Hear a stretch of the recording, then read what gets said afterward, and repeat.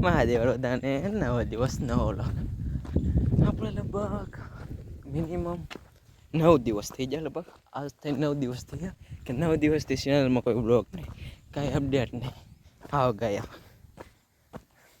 બધાને એમ થયું છે કે 9 દિવસથી આપણે અહીંયા ગયા. કાંઈ નહીં ગયા, આપણું રૂટીન હતું એની રૂટીન જ છે. કાંઈ નહીં, વાસું, દોડવા જવું, કસરત કરવી, ખાવું પીવું, નાણા. રૂટીનમાં એક નવું યાર થયું કે વાસમાં થોડું કૂદી ગયો. બીજું બધું તો એનું જ છે. કાલે વગર મોસમે વરસાદ આવ્યો. અમારે એના પાલિતાના બધું માલપડા છે ને પાલિતાના, એટલે અમારે ગામમાં રહેતો હતો. વગર મોસમે વરસાદ આવ્યો અને સાથે સાથે કરાઈ પીડ્યા.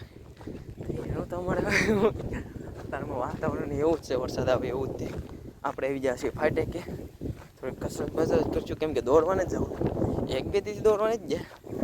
આપણા ભાઈ બહેનને અગ્નિવીરનું ગ્રાઉન્ડ, મેડિકલ અને એક્ઝામ ક્લિયર કરી છે.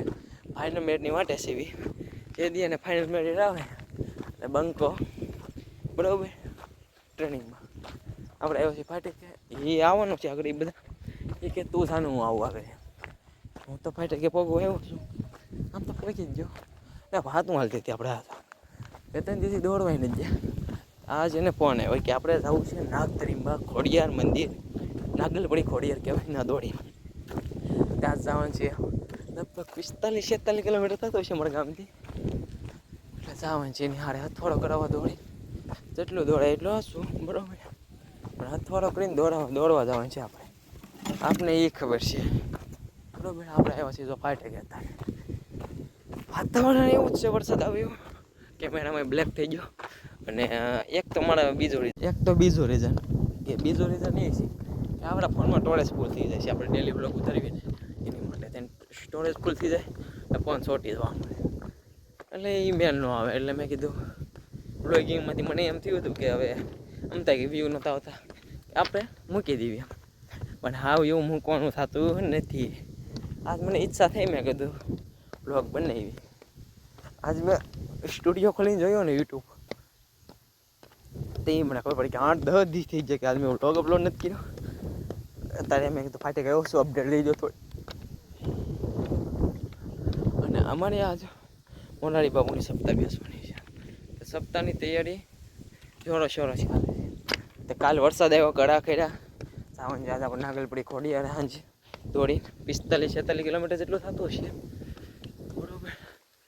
આમ એટલું થાય ને આપણે હું છે ને વાદળા જોવો પણ વરસાદ આવે એવું જ છે. ફાટે કે હું આવ્યો છું, કોઈ છે નહીં. એક બે આટા મારી દોડવાને જ જવાનું, કેમ કે કારણ તમે તમને કહી દીધું છે. દોડવા શું કામ નથી જવાનું એ કારણ છે એના, કે બીજું કંઈ કારણ ન હોય. અને ચોક્કસ કારણ છે, એમાં કંઈ ખોટું આવતું નથી. તેમને કદાચ અપડેટ આપી દીધી છે. તમે બધા થોડોક સપોર્ટ બનાવો તો પાછા ડેલી વ્લોગિંગ ચાલુ કરી દેવી. કંઈક ન્યૂ એડ કરી નાખી ફોન પરનું, એટલે સ્ટોરેજ ફૂલ ન થાય. એવું કંઈક કરીશું હવે બરાબર. હવે આપણે અપડેટ તો દઈ દે, બીજું બધું કાંઈ નહીં.